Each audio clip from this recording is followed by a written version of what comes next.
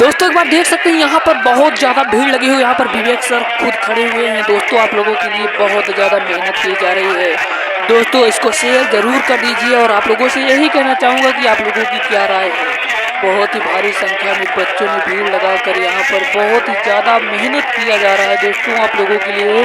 और हो सकता है कि आप लोगों की जो मांग है, जो डिमांड है, ये पूरी हो जाए और ये पेपर, ये एग्जाम को। तो दोस्तों आप लोगों से यही कहना चाहूँगा कि पूरी कोशिश अपना कर रहे हैं, पूरा 100% दे रहे हैं दोस्तों। और कितने विद्यार्थी यहाँ पर आए हुए हैं, आप लोग बहुत ज़्यादा आप लोगों ने मेहनत कर रहे हैं दोस्तों, बहुत बहुत बेहतरीन ढंग से।